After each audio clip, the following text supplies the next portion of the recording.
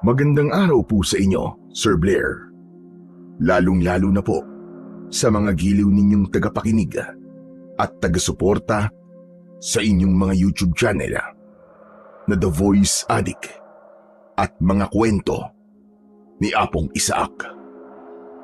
Ang kwentong aking ibabahagi ay naganap taong 1951. Isa po akong albularyong tumutulong sa mga taong mahihirap. Ginagawa ko po ang bagay na ito dahil meron po akong gustong patunayan sa lahat. Ulila po ako sa mga magulang. Kaya lumaki po ako sa pangangalaga ng kaibigan ng aking ama na si Ninong Roy. Dinala po niya ako sa kanilang baryo at doon po nagsimula ang nakakakilabot kong karanasan na hindi ko po makakalimutan. Bago ko nga po pala simulan ang aking istorya, ay nais ko lamang pong ipaalam na ang mga pangalan at lugar na aking ginamit ay sinadya ko pong binago upang mapangalagaan ang kaligtasan ng lugar sa totoong pinangyarihan ng aking kwento. Kilalanin niyo na lamang po ako sa pangalang Delfina. At ito ang aking kwento. Magandang araw sa iyo, Delfina. Maraming salamat nga pala dito sa mga gamot na ibinigay mo sa akin. Malaking tulong ito para sa anak kong si Buboy. Naku, walang anuman po yun, Mang Arman. Sana ay hindi ka magbago at hindi ka magsawa na tumulong sa amin, Delfina. Malaking bagay kasi itong ginagawa mo para sa amin. Biruin mo, hindi na namin to kailangan bilhin. Napakamahal pa naman ang mga gamot sa butika. Tama po kayo, Mang Arman. Kaya nga po gumagawa po ako ng paraan para ho makatulong sa inyo. Siya nga ho pala. Inumin niyo na rin po ang gamot na ibinigay ko po para sa inyo. Mas mahirap po kung kayo naman po magkakasakit. Salamat sa pag-aalala mo, Delfina.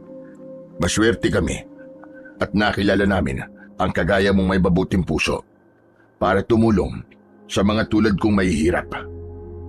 Magaan po kasi sa pakiramdam kapag nakakatulong po sa ibang tao. O siya, sige na po. Kapag nagkulang po ang gamot nyo, magsabi lang po kayo sa akin. Marami pa po rito. Ipaalam nyo na rin po sa iba na meron na po ulit akong mga gamot. O sige, sasabihan ko na rin ang mga kapitbahay ko. Biglang tumigil sa pagsasalita si Mang Arman. Nang dumating bigla si Ninong Roy, kaibigan siya ng ama ko. Magmula nang mamatay ang mga magulang ko, siya na ang nagpalaki sa akin. Para sa kanya, kalokohan lang daw ang pagtulong ko sa ibang tao. Kaya madalas, tinututulan niya ang mga ginagawa ko. Ay nako, Delphin. Tinuturuan mo lang ang mga taong yan na maging tamad. Ninong, wag naman po kayo magsalita ng ganyan sa harap ni Mang Arman. Nakakahiya po sa kanya.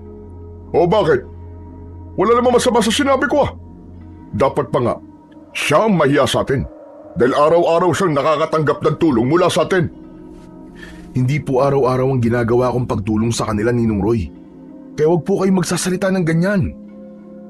Ay nako, ako na naman ang masama. O siya, sige, ikaw ang bahala. Palagi mo na lamang ipinagtatanggol ang taong yan.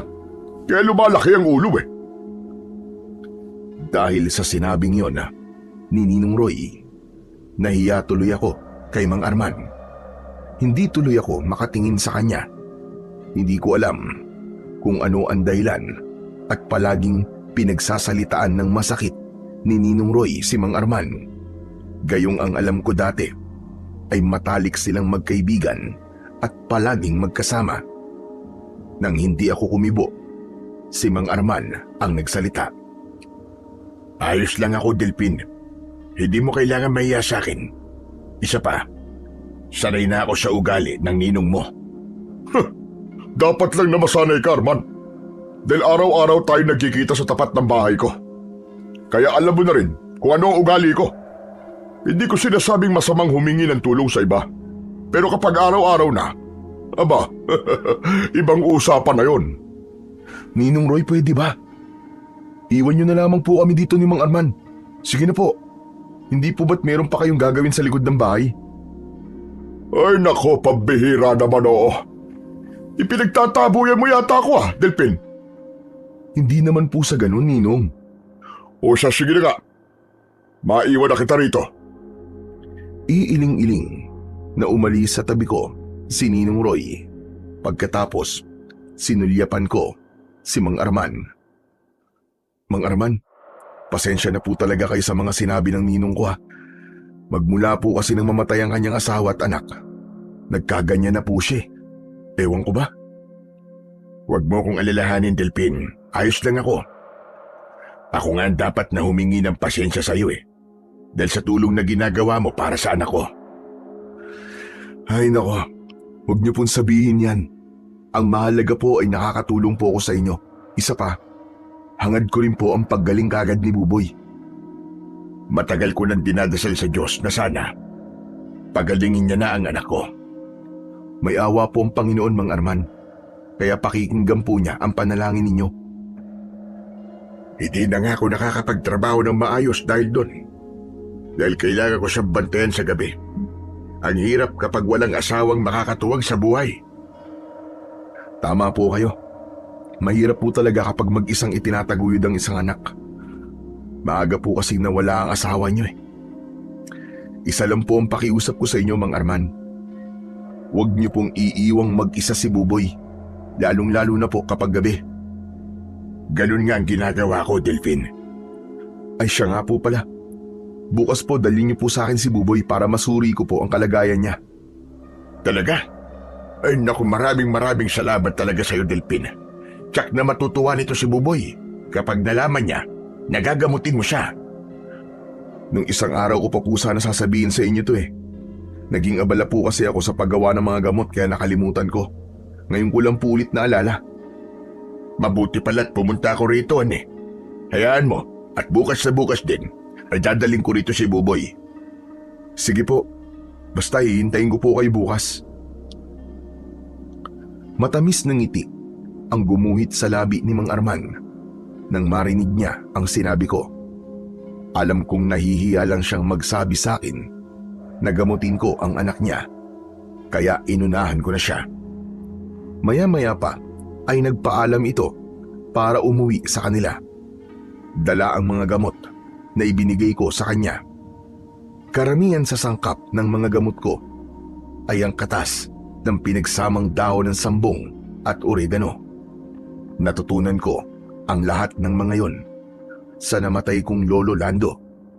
Isa rin siyang mahusay na albularyo nung kapanahunan nito. Napabuntong hininga ko nang maalala ko ang tungkol sa matanda. Saka ko ipinagpatuloy ang pamimigay ng mga gamot sa ibang mga taong naroroon. Buong maghapon akong namigay ng mga gamot. Hindi naman maitago ang tuwa sa mukha nila nang tanggapin nila ang tulong ko. Dahil daw sa libreng gamot, nababawasan daw ang pagdami ng mga taong nagkakasakit. Sa isang banda, ay malaking pabor din yun sa akin dahil mababawasan din ito ang pagdami ng mga namamatay na tao sa baryo namin. Pagkatapos maubos ang mga gamot na ipinamimigay ko, nagtungo ako sa bahay ni Tatang Teban. Ang matanda ay sikat na magbabayo ng palay sa aming lugar. Binabayaran siya ng mga tao para sa kanilang bigas. Masipag din magtanim ng halamang gamot si Tatang Teban. Sa katunayan nga, sa kanya nanggagaling ang mga gamot na ipinamimigay ko ng libre sa mga tao. Pagdating ko sa bahay ng matanda, agad akong dumiretso sa loob ng bahay nito at nadatnan ko siyang nagbabayo ng palay gamit ang lusong na gawa sa kahoy. Magandang hapon po, Tatang Teban.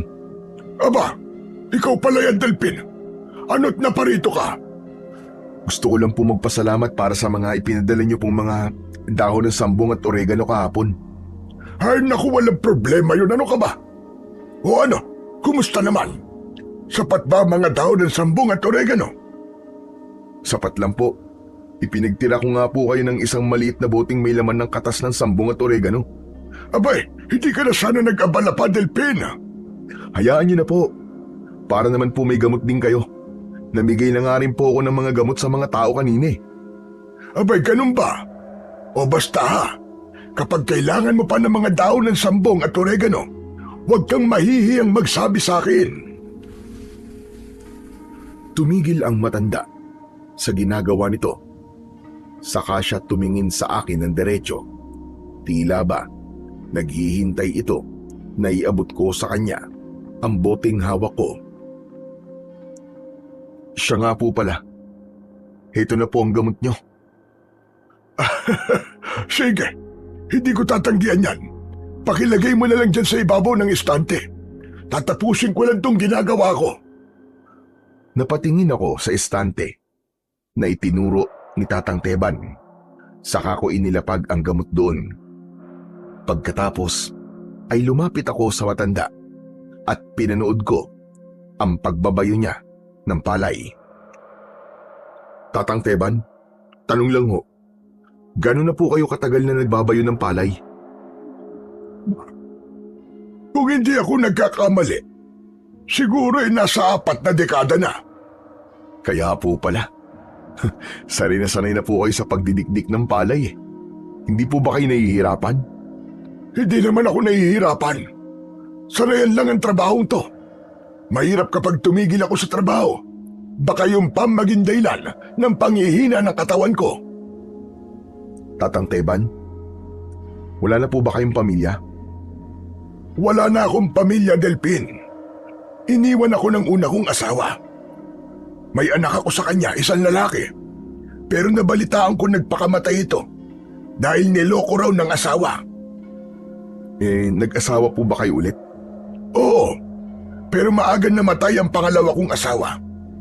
Hindi kami nabigyan ng anak. Kaya heto, mag-isa lang ako sa buhay. Siya nga pala, maiba tayo ng usapan. Paano mo ba ginagawa ang mga gamot na ipinamimigay mo sa mga tao? Yun po ba? Madali lang po ang paggawa ng gamot, Tatang Teban. Dinidikdik ko po ang mga dahon ng sambong at oregano. Pagkatapos po, pipigain ko po sa mali sa tela. Saka kukunin ang katas nito. Kapag nailagay na po sa malinis na garapon ng mga katas, pahamugan ko po at paseserinuhan ko naman po sa labas ng bahay. 3 araw lang po ang palilipasin. Pwede na po itong inumin. Aba, madali lang palang paggawa ng gamot. Madali lang po talagang gumawa ng gamot, Tatang Teban. Tsaka, hindi po masama sa kalusugan ang katas ng sambong at oregano. Sa halip po, marami pong benepisyo ang ibinibigay nito sa kalusugan ng tao. Teka ho, bakit nyo nga po pala naitanong? Nagbabalak din kasi akong gumawa ng gamot para sa sarili ko. Isa pa, gusto ko rin makatulong sa'yo. Sapat na po ang pagbibigay niyo sa akin ng mga halamang gamot bilang tulong. Malaking tulong na po yung para sa akin, kaya ayos lang po. Hindi niyo na po kailangan mahiya sa akin. Ako nga po ang dapat na mahiya sa inyo eh. Dahil palagi niyo po akong binibigyan ng mga halamang gamot. Hindi mo kailangan mahiya sa akin. Natutuwa kasi ako sa ginagawa mong pagtulong sa ating mga kababaryo. Masaya po kasing gawin yung, Tatang Teban. Ay siya nga po pala. Mabuti na lang po at bihira po kayong magkasakit ano. Mabigat po kasi ang trabaho niyo eh. Aba, sa edad niyo pong yan, kaya niyo pang magbayo ng palay. Abay siyempre, parang ensayo ko na rin ang pagbabayo ng palay. Napapanatili nito ang lakas ng mga braso ko. May pagkakataon po ba na gusto niyo na pong tumigil sa ginagawa niyo? Abay oo naman, pero iniisip ko ang kalusugan ko. Kapag tumigil ako sa ginagawa ko, baka lalo lamang akong magkasakit. Bakit nyo nga po pala nahihiligan pong magtanim ng mga halamang gamot? Dahil malaking tulong para sa akin ang may gamot sa loob ng bakuran ko. Lalo na kapag nakakaramdam ako ng hilo. Ngumunguya lang ako ng talbos ng daon ng sambong at agad na nanunumbalik ang lakas ng katawan ko. Malaking bagay po talaga na meron kayong tanim na mga halamang gamot sa bakuran, ano? Ngumiti si Tatang Teban sa akin. Sa kanya ipinagpatuloy ang pagbabayo ng palay sa lusong. Hindi ko tuloy maiwasang hindi humanga sa matanda dahil sa kabila ng katandaan nito ay kaya niyang gawin ang mabibigat na trabaho. 2 sakong palay ang kaya nitong buhatin sa maghapon. Maliksi at malakas din ang matanda. Siya ang nagbubuhat ng bigas para dalhin sa bahay ng taong nagpapadikdik ng palay sa kanya. Napangiti ako dahil hindi ko kaya ang ginagawa niya. Ilang saglit pa ay naglagay siya ng mga binayong palay sa bilao. Tumayo ang matanda, saka nagtahip ng palay. Siya nga pala, Delpin. Kumusta kayo ni Roy? Nag-aaway pa rin ba kayong dalawa? Naku, opo. Madalas pa rin po kami nagtatalo ni Ninong. Kahit maliit na problema ay pinalalaki po niya. Kagaya po kanina, sa harap mismo ni Mang Arman. Nagsalita ba naman siya ng masakit? Abay, nakakahiya nga po eh. Nako, ikaw nang bahalang magpasensya sa ninong mo. Ganun na nga po ang ginagawa ko, kaya lang nakakagulat kapag minsan bigla na lang pong nagtataas ng boses at walang pinipiling lugar. Ay nako, ang laki na talaga ng ipinagbago ni Roy. Mabait naman siya dati. Nagbago lang siya nang mamatay ang kanyang asawa at anak. Abay, muntik nang mabaliw ang ninong mong yan. Akala ko nga hindi na masasaulian. Tatang Teban, ano po ba talaga ang totoong nangyari sa kanyang mag-ina? Hanggang ngayon ba ay hindi mo pa rin alam kung ano ang totoong nangyari sa kanila? Opo Ayaw niya po kasing pag-usapan namin. Palagi po siyang umiiwas kapag nagtatanong po ako ng tungkol po sa kanyang mag-ina. Ganito kasi ang kwentong yon. Lasinggero kasi si Roy dati. Madalas siyang inaabot ng madaling araw sa pakikipag-inuman niya sa kanyang mga kaibigan. Kahit malapit ng mga anak si Tere, iniiwan niya pa rin ito para sa alak. Isang gabi, umuwi siya ng lasing. Nadatnan niya ang kanyang asawa. Patay na at nakaandusay sa sahig ng kanilang kwarto. Hala, hindi ko po alam na gano'n na nangyari kay Ninang Tere ah. Bakit po ba siya namatay? Ang sabi, may sakit daw sa puso si Tere. Kaya nang inabot siya ng panganganak, bigla siyang inatake sa puso. Saktong paglabas ng bata, namatay rin ito. Dahil nakakain na raw ito ng dumi habang nasa loob pa lang ng sinapupunan ng kanyang ina. Kung may tumulong sana sa mag-ina, baka raw nailigtas sila at buhay pa ang mga ito. Nabigla ako sa mga nalaman ko ng oras na yon. Nakaramdam ako ng awa para kay Ninang Tere at sa anak nito. Napabuntong hininga naman si Tatang Teban. Sa kanya ipinagpatuloy ang pagkikwento. Nagwala noon si Roy. Hindi niya matanggap ang nangyari sa asawa at anak niya. Sinisi niya ang kanyang sarili. Tapos nagalit din siya sa mga kapitbahay niya dahil wala man lang daw tumulong sa kanyang asawa. Ano po nangyari pagkatapos nun? Inimbestigahan ng mga pulis si Roy dahil may napansin silang sugat sa leeg ng mga bangkay. Ho? Ano pong klaseng sugat? May butas sa leeg. Ang mga bangkay. Natuyo kasi ang katawan ng mag-ina. Para bang sinipsip ang kanilang dugo. Ano po? Ito nga hinala ng mga tao. Aswang daw ang may gawa nun sa kanila. Dati na kasing may aswang na sumalakay sa baryo natin. Hindi ba't hindi kinikilala ng batasan tungkol sa mga aswang? Kaya si Roy ang pinaghinalaan ng mga pulis na pumatay sa kanyang mag-ina. Naku, hindi po magagawa ni Ninong Roy yun. Sigurado po ako ron. Tama ka. Kaya nga marami ang tumistigo para sa kanya. Yung mga taong nakainuman ni Roy, sila ang nagpatunay sa mga pulis na kasama nila ito nang gabing mamatay ang kanyang asawa at anak. Kaya yon, sinarado ng kaso nang hindi nalalaman kung sino ang totoong pumatay sa kanyang mag-ina. Magmula noon, alam na ng mga tao na merong aswang sa baryo natin. Kaya si Kapitan Nolasco, gabi-gabi siyang nagroronda sa baryo natin. Lingid sa kaalaman ng lahat, alam ko rin ang tungkol sa lahat ng uri ng mga aswang, maliban sa aswang na anduduno. Bago lamang siya sa pandinig ko, kaya hindi pamilyar sa akin ang kakayahan nito. Hindi lang talaga ako makapaniwalang biktima ng aswang ang mag-ina ni Ninong Roy. Kaya siguro, ayaw na nitong pag-usapan pa ang tungkol sa kanyang asawa at anak.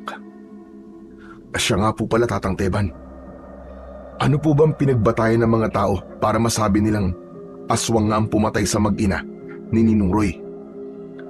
Pinagbatayan ng mga tao ang sugat ng mag-ina sa kanilang leg, para bang gawain ng matulis na dila ng aswang na anduduno. Ang anduduno lang ang may gawa ng ganong klaseng paraan ng pagpatay.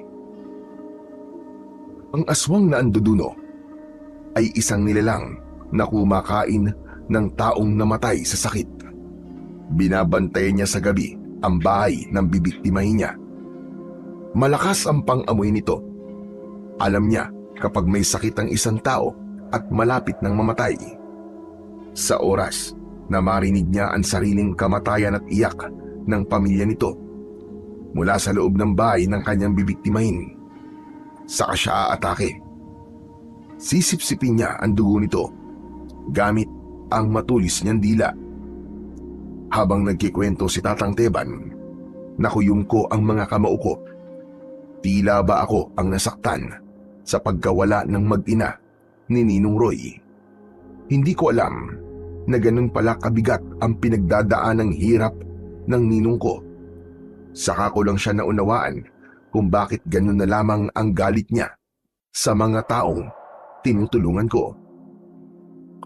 Pagkatapos ko pong malaman ang tungkol sa ginawa ng aswang na anduduno sa pamilya po ni Ninong Roy, napagtanto ko po na tama lang palang ginagawa ko. Ang gamutin ng mga taong nagkakasakit para wala pong mabiktima ang aswang. Nagkakamali ka, Delpin. Kapag wala nang mabiktima ang aswang na anduduno, magbabantay siya sa sementeryo at manganganib ang mga bangkay na naroon. Ano po kaya ang kailangan gawin, Tatang Teban, upang tuluyan pong mapatay ang aswang na anduduno? Tamang diskarte lang ang kailangan. Ang kampo ng kadiliman, wala silang pakialam sa paghihirap ng mga tao. Dahil nga aswang sila. Kaya ang tamang gawin para sa kanila, hulihin sila at patayin.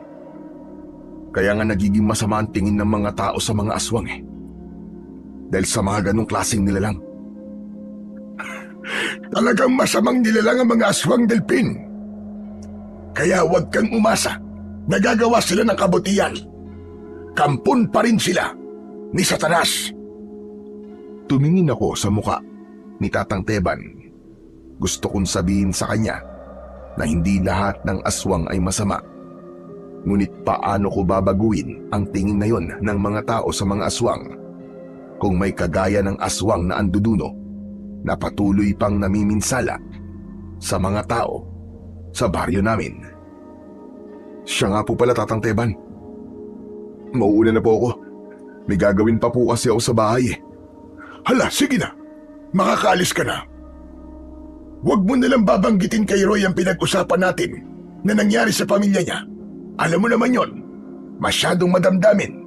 Baka sugurin ako rito at pagalitan ako. Wala po akong babanggitin sa kanya, Tatang Teban. Kaya wag po kayong mag-alala. Sige po, tutuloy na po ako.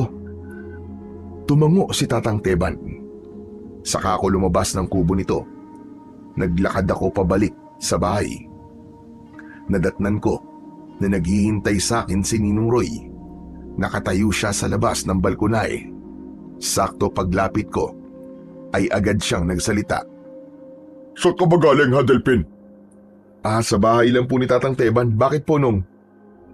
Abay, kanina pa ako naghihintay sa'yo, ha. Tignan mo, May pasyente ka. Napasarap po kasi ang kwentuhan namin Tatang Teban eh. Kaya po ako natagalan. Sige na, puntahan mo na ang pasyente mo. Kanina pa'y nagtitiis ang sakit ng tiyan. Nang marinig ko ang sinabi ni Ninong Roy, agad akong pumasok sa loob ng bahay. Nadatnan ko ang isang dalagitang nakasandal sa balikat ng matandang babae. Kilala ko ang matanda. Siya si Lola Viring, ang tindera ng gulay sa palengke sa bayan. Lumapit ako sa kanila. Napansin ko ang maputlang muka ng dalagita habang yakap nito ang sariling tiyan. Ano po ang kinain niya, Lola Viring? Bakit po biglang sumakit po ang tiyan niya? Sumagot si Lola Viring sa tanong ko at sinabi niyang hindi niya alam kung ano ang kinain ng kanyang apo na si Linda. Hindi raw niya alam kung ano ang dahilan at biglang sumakit ang tiyan nito. Hindi ko naman makausap ng maayos si Linda dahil sa iniinda nitong karamdaman. Madalas daw yun nangyayari, lalo na kapag sumasapit ang gabi. Idinagdag pa ng matanda na baka raw namana ni Linda ang sakit ng ina nito na tumor sa tiyan. Hindi naman po yun namamana, Lola Biring eh. Sadyang may nakain lang yata si Linda na hindi tanggap ng kanyang sikmura. Akin na po ang kamay niya at pupulsuan ko po muna siya bago ko siya bibigyan ng gamot. Inalalayan ni Lola Biring ang apo niya. Naiabot sa akin ang kamay nito. Saka ko siya pinulsuhan at pinakinggang mabuti ang pintig ng kanyang pulso. Kinabahan ako nang maintindihan ko kung bakit nagkakaganon ang apo ni Lola Viring. Napailing ako, saka ko binitiwan ang kamay ni Linda. Anong sabi niyo? Tumor? Baka naman tomorrow morning, uwa. Buntis po yung apo niyo eh. Kaya sumasakit po ang tiyan niya. Nang maisip ni Lola Biring kung ano ang ibig kong sabihin, bumakas sa mukha niya ang gulat. Hindi ito makapaniwala at napatingin siya sa gawi ni Linda. Ang dahilan po ng pananakit ng tiyan ni Linda ay dahil sa malapad na garter na nakatali po sa tiyan niya. Iniipit niya po ang tiyan niya para maitago sa inyong pagbubuntis niya. Dahil sa mga sinabi ko, napahagulgol ng iyak si Linda. Pero mas malakas ang iyak ni Lola Viring dahil umasa ang matanda na makakapagtapos ng pag-aaral si Linda. Walang ibang inaasahan ang maglola. Mag-isa ring itinaguyod ng matanda si Linda, kaya masakit para sa kanya ang mabuntis ito ng maaga. Pasensya na po kayo kung sa akin pa po nanggaling ang balitang ito, Lola Biring. Ngunit biyaya po ng Diyos ang bata. Wala po siyang kasalanan. Sa gitna ng pag-iyak ni Lola Viring, ay sinabi nito na ayos lang sa kanya na malaman na buntis ang apo nito. Nabigla lang daw siya at nasaktan. Hala, sige na Linda. Tanggalin mo na ang garter na nakapulupot dyan sa tiyan mo. Papatayin mo ba ang sarili mong anak, ha? Ginawa mo yan, kaya dapat panindigan mo at huwag mong itago. Tumingin si Linda sa akin na para bang nahihiya sa ginawa nito. Pagkatapos, humingi siya ng tawad kay Lola Biring. Maya-maya pa, tinulungan ito ng matanda na tanggalin ang garter sa tiyan nito. Nang tuluyang matanggal yun, ay lumitaw ang tunay na laki ng tiyan ni Linda. O ano, nakita mo na kung anong klaseng pagpapahirap ang ginagawa mo sa sarili mong anak. Dapat maging matapang ka dahil magiging nanay ka na. Muling napahagulgol ng iyak si Linda. Hindi raw niya sinasadya. Natakot lang daw siyang harapin ang pagbubuntis niya, lalo pa at iniwan daw siya ng lalaking nakabuntis sa kanya. Sa pagkakataong yun, pumasok sa sala si Ninong Roy at lumapit siya sa amin para pagsabihan din si Linda. Mabuti na lang pala at nagpagamot ka kay Delphin, Linda. Dahil kung natagalan, Baka may nangyari na masama sa'yo, pati na sa magiging anak mo. Kaya ang bawat desisyon, dapat pinag-iisipang mabuti. Tama si Ninong Linda. Kaya wag mo nang uulitin yan, ha? Tumango si Linda bilang tugon niya sa sinabi ko. Akma na sanang magsasalita ako nang bigla akong natigilan. Nalanghap ko kasi ang malansang singaw ng katawan ni Linda. Palatandaan yon na bukod sa pagbubuntis nito ay mayroon pa itong mas malalang karamdaman. Malakas ang pangamoy ko. Alam ko kagad kapag may sakit ang isang tao. Sandali, Linda. May pagkakataon bang nahihirapan kang huminga? Tumango si Linda.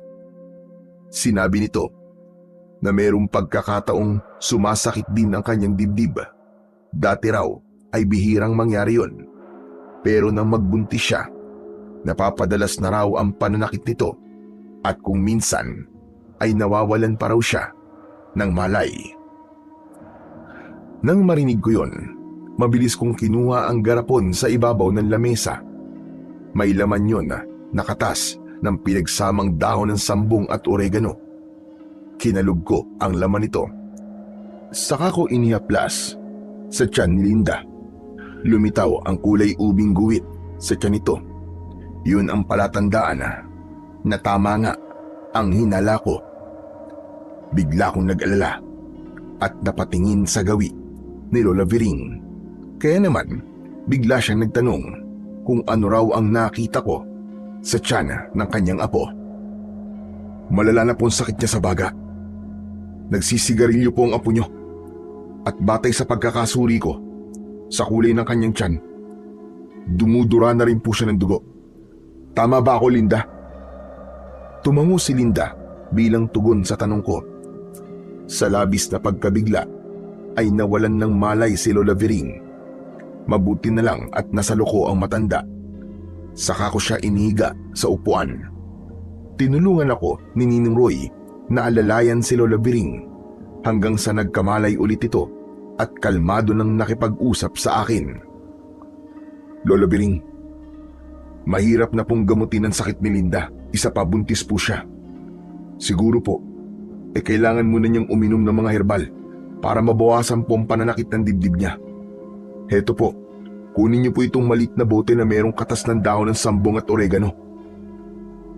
Malungkot na tinanggap ng matanda ang boteng iniaabot ko. Awa ang naramdaman ko para sa kanya. Napansin ko rin na nanginginig ang kamay nito dahil sa labis na pag-aalala. Pagkatapos kong ipaliwanag kung paanong gagamitin ang gamot, ay nagpasalamat ang mga ito. Simula po mamayang gabi, painumin niyo po si Linda ng gamot, ha. Kailangan niyo rin pong magsaboy ng asin sa paligid ng bahay niyo, Lola Biring. Hanggat maaari po, ay wag na wag niyo pong iiwang mag-isa si Linda. Alam ko po na alam niyo kung ano po ang ibig kong sabihin. Lola Biring, makinig po kayo kay Delphin. Para rin po yan sa inyong apo. Dagdag ni Ninong Roy sa mga ibinilin ko sa matanda. Maya-maya pa ay nagpaalam na ang maglola. Naiwan kami ni Ninong Roy na malalim ang iniisip. Pagbaling ko ng tingin sa nakabukas na bintana ay bigla akong natigilan. Bigla akong kinabahan nang magsalubong ang tingin namin ng isang matandang babaeng nakatayo sa labas ng bakuran namin. Nanlilisik ang kanyang mga mata habang nakangisi ng nakakakilabot. Nang tatayo sana ako para silipin ito sa bintana, ay bigla siyang umalis. Ninong Roy, sandali. Kilala niyo po bang matandang babaeng yun? Na madalas pong nakatambay sa labas ng bakuran natin? Wala akong kilalang matandang babae na madalas na tumatambay sa tapat ng bakuran natin. Teka, bakit mo ba naitanong? May nakita po ako ngayon. Kaalis lang po niya. At kanina pa po siya nakatingin sa atin. Nakakatakot po kasing tumingin eh. Para bang kakain ng buhay. Sana sinabi mo kagad sa akin nang makita ko kung sino siya. Sa tingin ko po hindi siya taga rito. pero palagi ko po siya nakikitang nakatingin sa akin. Ngayon ko lang po siya natitigan ng matagal. Iba po ang kutob ko sa matandang babaeng yon. Kung iba nararamdaman mo sa kanya, aba, dapat mag-ingat ka. Kung minsan, bihirang magkamali ang kutob. Ano pong gagawin ko, Ninong Roy? Dapat maging alisto ka. Hindi biro ang pagiging isang albularyo. Karamihan sa mga aswang ay galit sa mga albularyo. Baka aswang ang matandang yun. Di pa naman po sigurado kung aswang ba talaga siya o hindi. Kung nagdudulot ng kilabot sa iyo ang titig niya, ibig sabihin nun, meron siyang binabalak na masama sa iyo. Kaya mag-iingat ka pa rin, Delphin. Napabuntong hininga ko nang marinig ko ang sinabi ni Ninong Roy. Saka ako nagpaalam sa kanya para magpahinga sa loob ng silid ko. Nang gabing yon ay hindi ako dinalaw ng antok. Hindi mawala sa isip ko ang matandang babaeng nakita ko kanina. Idagdag pa ang pag-aalala ko para kay Linda. Kaya naman naisip kong bumangon at lumabas ng bahay. Kinuha ko ang buntot ng pagi na nakasuksok sa bubong ng balkonahe.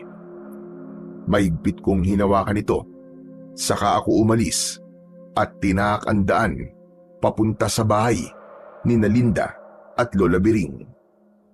Nang mga sandaling yon, maliwanag ang paligid dahil sa liwanag na nanggagaling sa bilog na buwan. Kung tama ang kutob ko, binabantay ng aswang na anduduno si Linda. Hihintayin niyang mamatay ito, kaya kailangan kong magbantay sa bahay ni Lola Biring. Pagkalipas ng kalahating oras kong paglalakad, narating ko na ang bahay ng mga ito.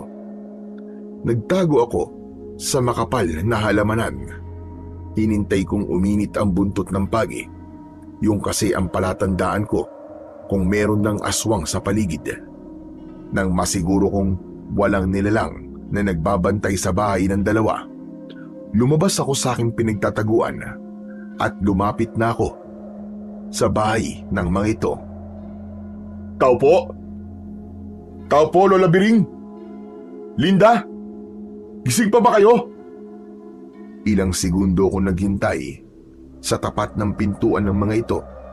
Saka ko narinig ang mahinang yabag ng mga paa ni Lola Biring. Pagbukas niya ng pinto ay gulat na gulat ito.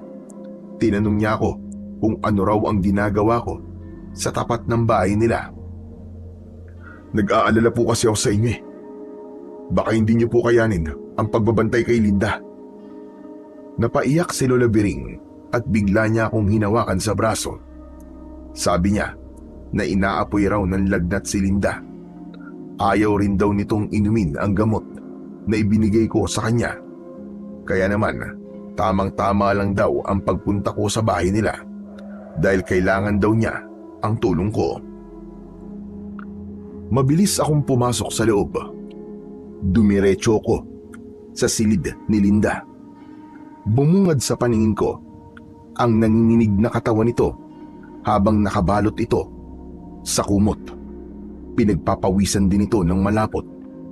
Tuluyang lumitaw ang mga sintomas ng isang taong may malubhang sakit sa baga. Kaya naman, agad ko siyang nilapitan at hinawakan ang kamay niya. Lola Biring, kumuha po kayo ng palangganang may maligamgam na tubig. Kailangan mapunasan po ang buong katawan ni Linda. Mabilis na sumunod sa utos ko si Lola Biring. Nang mawala siya sa paningin ko, saka ko lang dinukot ang maliit na bote sa bulsa ko. Meron itong laman na langis na nagtataglay ng malakas na orasyon. Tinitigan ko ang hawak kong buntot ng pagi. Binuhusan ko ito dahil umaasa akong magagamit ko ito laban sa aswang na anduduno. Ayon sa matatandang paniniwala, ang buntot ng pagi ay mabisang pangontra at panlaban sa mga aswang. Sa oras daw na tamaan ng buntot ng pagi ang katawan ng halimaw, mag-iiwan daw yun ng malalalim na sugat at hindi raw nito mapapagaling ang sarili. Ngunit may kahinaan din ang buntot ng pagi. Hindi raw ito tumatalab sa aswang na hindi kumakain ng karne ng tao. Hindi rin daw nito kinikilala ang aswang sa oras na nasaan yung tao ito. Ilang beses ko nang napatunayan ang bagay na yon. Maya-maya pa ay biglang pumasok sa loob ng silid si Lola Biring. Dala ang palanggana. Kinuha ko yun at inilapag sa katre. Sinimulan kong punasan ang katawan ni Linda habang nasa tabi niya ang buntot ng pagi. Pero biglang tumirik ang kanyang mga mata. Kaya agad ko siyang hinilot sa braso upang bumaba ang kanyang lagnat. Diniinan ko rin ng daliri ang kanyang sikmura upang mawala ang pagtitirik ng kanyang mga mata. Habang si Lola Biring ay umiiyak na nakaalalay sa kanyang apo. Ngunit humugot ng malalim na hininga si Linda at sa pagbagsak ng kanyang kamay sa sahig ng katre, napasigaw ng malakas si Lola Biring. Tinawag niya ang pangalan nito, ngunit hindi na ito gumagalaw. Lola Biring, wala na. Patay na po si Linda. Hindi ko po siya nailigtas. Patawarin niyo ako. Mas lalong lumakas ang hagulgol ng matanda habang yakap nito ang katawan ng kanyang apo. Panay ang tawag niya sa pangalan nito. Pinagsisihan niya na hindi niya kagad pinainom ng gamot si Linda. Tatagan niyo lang po ang loob niyo, Lola Biring. Huwag niyo pong sisihin ang sarili niyo. Wala po kayong kasalanan. Malala na po talaga ang kalagayan ni Linda at hanggang dyan na lang po ang buhay niya. Naramdaman ko ang awa para kay Lola Biring. Hinawakan ko ang kanyang balikat. Ipinaramdam ko sa kanya ang pakikiramay ko dahil sa pagkamatay ng kanyang apo. Mabubuhay itong mag-isa at haharapin ng lungkot ng walang kasama. Sa pagkakataong yun, nabigo ako. Hindi ko matanggap na wala akong nagawa para tulungan si Linda. Nakikiramay po ako sa pagkamatay po ni Linda, Lola Biring.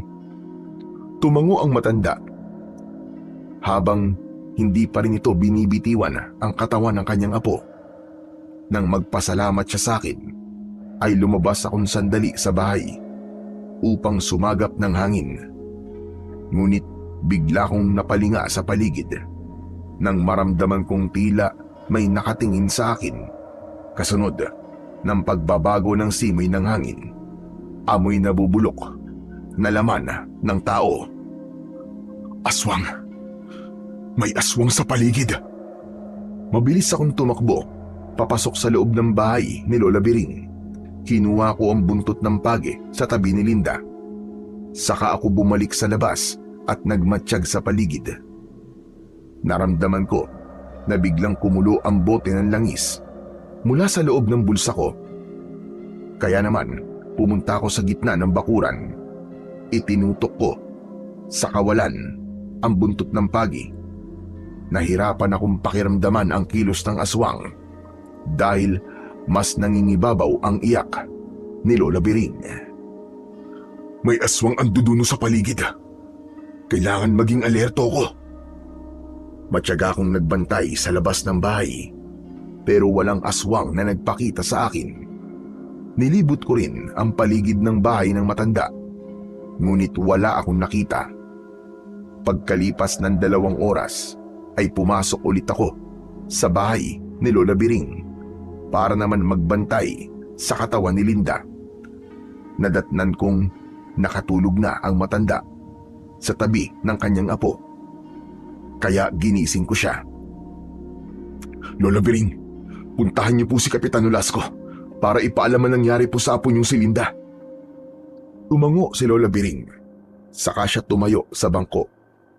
Tinignan muna nito ang kanyang apo, pero nagulat ako sa malakas na sigaw ng matanda. Itinuro niya ang butas na leeg ng kanyang apo. Nakita ko ang manipis na dila ng aswang na anduduno habang nakatusok yon sa leeg ni Linda. Napatingala ako sa bubong. Nagkasalubong ang tingin namin ng aswang na anduduno. Mabilis nitong binawi ang kanyang dila, pero maagap kong nahawakan yon Pinalo ko kagad yun ng buntot ng pagi. Umatungal ito dahil sa labis na sakit. Nahulog siya sa lupa mula sa ibabaw ng bubong. Lola Bering! Dito lang po kayo! Huwag po kayong lalabas kahit anong mangyari. Titignan ko lang po ang aswang na anduduno sa labas. Hindi ko na hinintay na sumagot ang matanda. Mabilis akong lumabas ng bahay para tignan ang aswang. Ngunit wala na ito sa lugar kung saan ito bumagsak. Pero nakita ko ang ilang patak ng dugo sa lupa. Nasugatan ko siya sa dila. Hindi niya mapapagaling ang sugat niya. Madali ko na lang siyang matutungton. Kailangan ko siyang mahanap. Humanda ka sa aking aswang ka. Magbabayad ka sa ginawa mo kay Linda. Nang mapansin kong may tumakbong anino papasok sa kakahuyan, tumakbo ako ng mabilis para sundan ito. Malinaw ang mga mata ko sa dilim at malakas din ang pang-amoy ko. Kaya natitiyak kong aswang na anduduno ang nakita ko. Yun nga lang, naisahan ako ng aswang. Nasipsip niya na ang dugo ni Linda nang hindi ko namamalayan. Maya-maya pa ay narating ko ang gitna ng kakahuyan. Ngunit wala na akong maramdamang presensya ng aswang. Hindi na rin nag-iinit ang hawak kong buntot ng pagi. Nasaan na kaya ang hayop na yon? Saan siya nagpunta? Hinalugog ko ang bawat sulok ng kagubatan. Hinanap ko ang aswang na anduduno hanggang sa nakarating ako sa bahay. Sakto na may nakita akong taong pumasok sa loob ng kusina. Kinabahan ako. Pakiramdam ko, hindi na ako humihinga ng sandaling yon. Maingat kong binuksan ang pinto. Saka ako pumasok sa loob ng kusina at tumambad sa akin ang nakatayong si Ninong Roy. Nagulat ito nang makita ko. Hawak nito ang basong may lamang tubig. Delphin, saan ka na galing? Tsaka bakit may hawak ang buntot ng pagi? Nanggaling po ako sa bahay ni Lola Bering. Dinala ko po itong buntot ng pagi para sa proteksyon ko, Ninong Roy.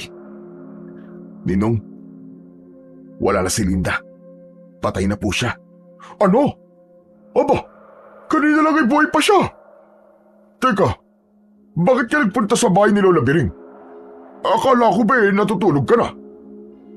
Hindi po ako dinalaw ng antok kaya naisip ko pong pumunta sa bahay ni Lola Bering. Ang kaso, hindi ko po akalain na mamamatay na po si Linda. Ay nako, kawawa naman. Napakabata niya pa para mamatay. Kawawa nga po nangyari kay Linda. Pagkatapos, akalain nyo, biniktima pa po siya ng aswang na anduduno. Biglang nabitiwan ni Ninong Roy ang hawak niyang baso. Saka siya nag-aalalang napatingin sa akin. Napansin ko ang panginginig ng kanyang kamay. Tila ba, bigla siyang natakot.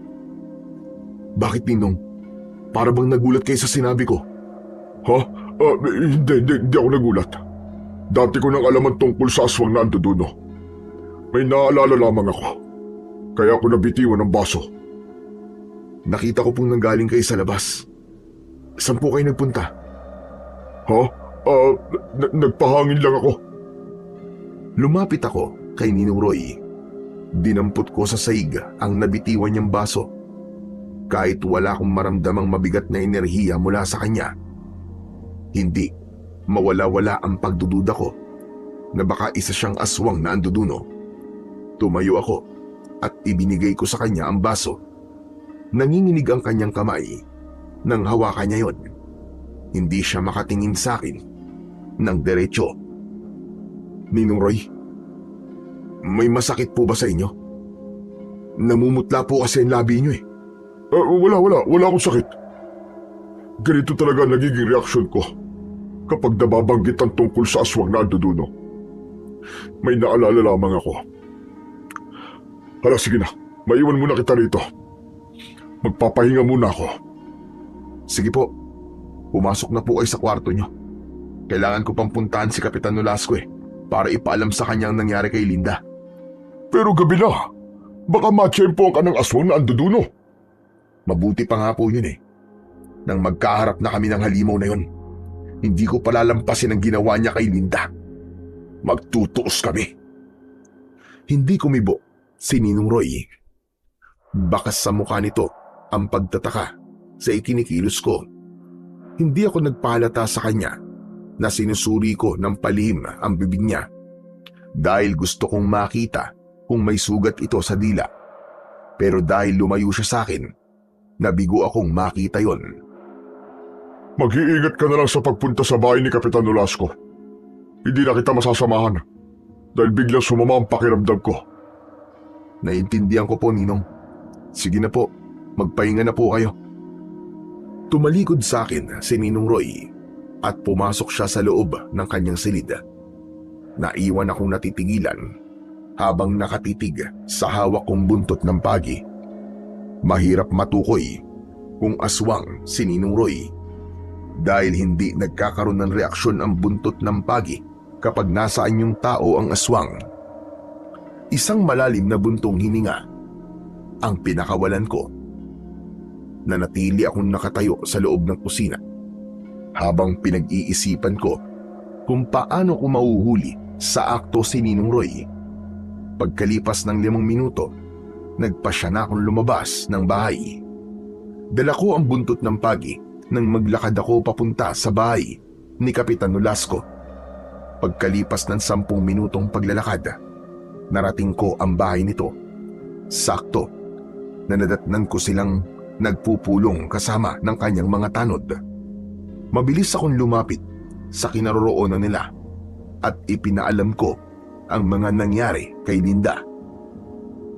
Nabigla si Kapitan Nolasco at bumakas sa kanyang muka ang gulat. Dahil nakita pa lang daw niyang nagpagamot sa akin si Linda kasama si Lola Biring. Malubha na po ang sakit sa baga ni Linda, kaya hindi na kinaya ng katawan niya at namatay ito. Pero ang masaklap, sip-sip ng aswang na anduduno ang dugo niya. Dahil sa mga ipinahayag ko, agad silang naghanda ng mga sibat na kawayan. Nilagyan din nila ng gas ang kanilang mga sulok para hanapin ang aswang na umatake kay Linda. Saka sila sumama sa akin papunta sa bahay ni Lola Biring. Pagdating namin sa tirahan ng matanda, ay agad na kumalat sa paligid ang mga tanod nito para magbantay. Sinalubong kami kagad ni Lola Biring at sinamahan niya si Kapitan Nolasco sa loob ng bahay nito. Napamura pa si Kapitan Nolasco nang makita niya ang sinapit ni Linda. Sinuri niya ang itsura ng sugat nito sa leeg. Bumakas ang galit sa mukha nito. Umiling siya at sinabing nangyari rin yun sa pamilya ni Ninong Roy. Yun daw ang palatandaan na nagsisimula na naman daw ang aswang sa paghahasik ng lagim. Nagkagulo ang mga tanod dahil sa takot. Dahil doon ay mas lalong pinaigting ni Kapitan Nolasco ang pagbabantay sa gabi, lalo na sa bahay ng mga taong may sakit. Nang dahil sa mga nangyari, nakiusap sa akin si Kapitan Nolasco na gamutin ko raw ang mga taong may iniindang karamdaman upang maiwasan ang ganong klaseng pangyayari. Sige po, makakaasa po kayo, Kapitan. Gagawin ko po ang lahat para mapigilan po ang pagkakaroon ng sakit ng mga tao. Nagpasalamat sa akin si Kapitan Nolasco. Sa kanya inasikaso ang pagpapalibing kay Linda. Nagtulong-tulong ang mga tao para alalayan si Lola Biring. Nang makarating, kay Tatang Teban ang nangyari sa apo ni Lola Biring, ay nagatid din ito ng tulong para sa matanda. Si Mang Arman naman ang nagbigay ng pagkain para sa mga taong nakikipaglamay, habang si Ninong Roy naman ang nag-asikaso sa paglilibingan ni Linda. Kahit papano, nakaraos si Lola Biring sa tulong ng mga tao. Pagkalipas ng 1 linggo, ay naging abala ko sa panggagamot at nakalimutan ko ang tungkol sa pagdududa ko kay Ninong Roy dahil kumalat sa aming baryo ang tungkol sa aswang na anduduno. Dumagsa ang mga pasyente na nagpapagamot sa akin. Nag-aalala sila na baka mabiktima rin sila ng mga aswang. Pinakahuling ginamot ko ng gabing yon ay si Buboy. Maputla na ito at hirap ng lumunok ng tubig. Ayon sa bata, ay nasugat na raw ang lalamunan niya dahil sa madalas niyang pag-ubo. Pagkatapos kumpulsuhan si Buboy, ay nagtanong si Mang Arman. Delphin, kumusta ang anak ko? Base po sa pagkakasuri ko po sa anak niyo, Mang Arman, hindi na po tinatanggap ng katawan niyang gamot. Isinusukan na po niya. Diyos ko, may iba pa bang paraan para gumaling ang anak ko? Meron po. Kailangan niya na pong magpakonsulta sa doktor. May pamumuong dugo po sa loob ng kanyang baga. Madali kong nalalaman ang kalagayan ng pasyente ko, batay sa tibok ng kanyang pulso, pati sa singaw ng kanyang katawan. Sa oras na malagyan ko ng langis ang tiyan nito, lumilitaw roon ang mga palatandaan ko. Kaya nasabi ko kay Mang Arman ang bagay na yon. Gusto ko mang pagalingin si Buboy, ngunit huli na. Yun lang ang abot ng aking kakayahan. Pero ipinainom ko pa rin sa kanya ang pinagsamang katas ng dahon ng sambong at oregano para mabawasan ang paghihirap ng batang si Buboy. Kasunod ng pagpapaalala ko kay Mang Arman na huwag niyang iiwan ang kanyang anak na mag-isa, lalo na kapag sumasapit ang gabi. Alam ko kung anong gusto mo sabihin sa akin, Delphin. Nasa panganib po ang anak niyo, Mang Arman. Bukas na bukas din po ay dalhin niyo na po ang bata sa ospital. Ito po ang pero.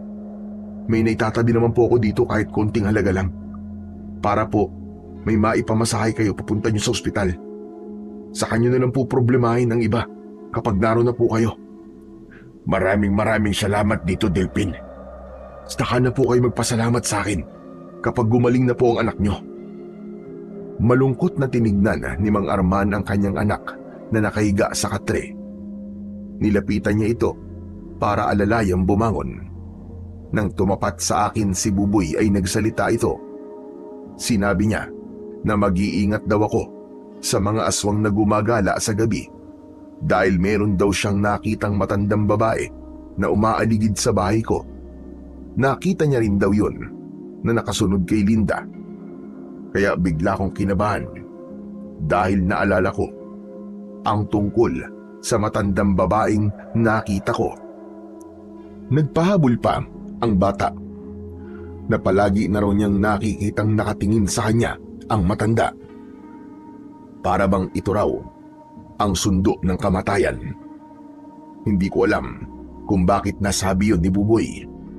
Ngunit palatandaan yun na maaaring si Buboy na ang sunod na bibiktimahin ng aswang na anduduno.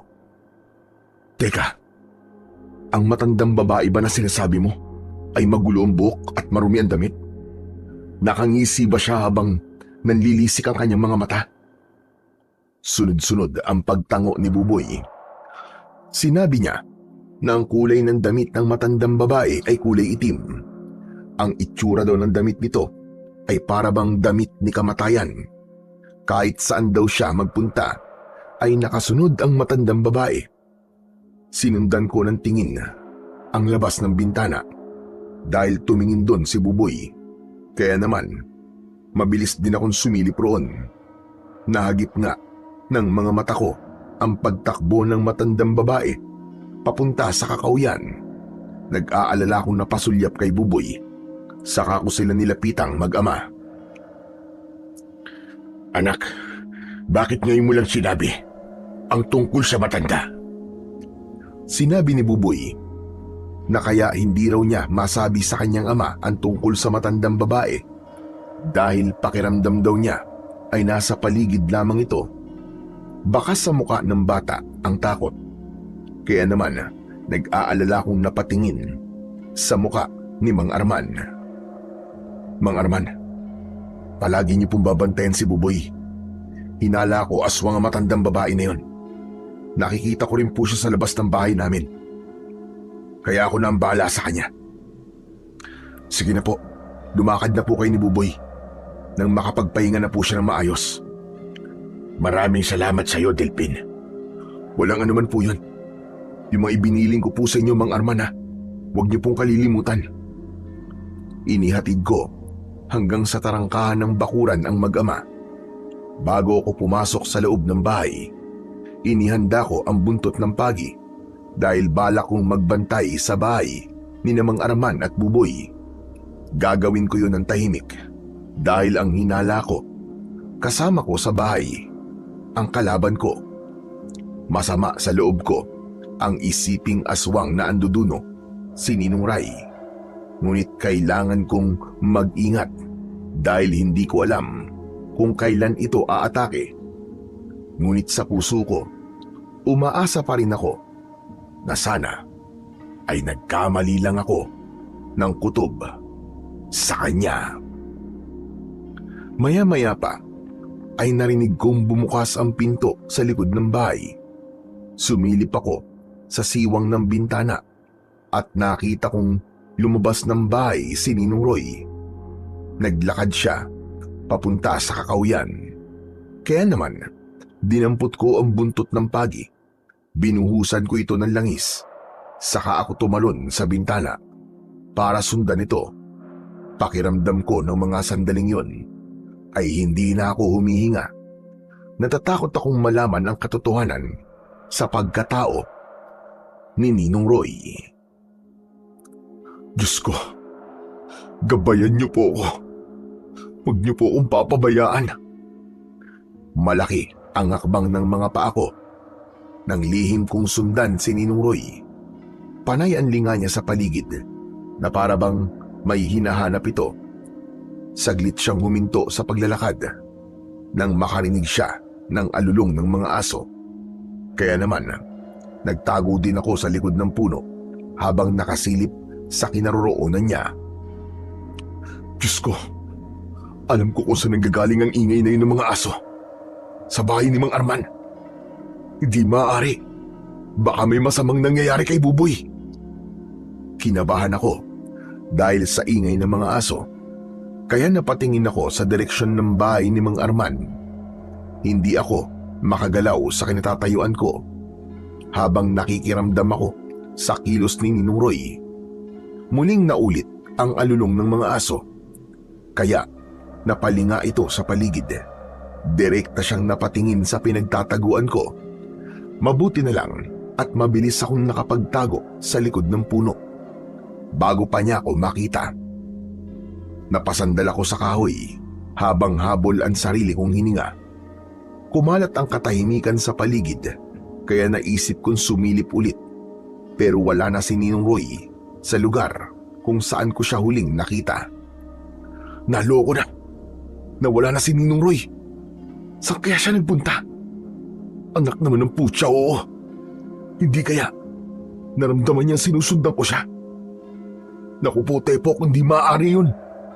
Kailangan mahanap ko siya. Hindi na ako nag-aksaya ng oras. Agad akong tumakbo papunta sa bahay ni Mang Arman.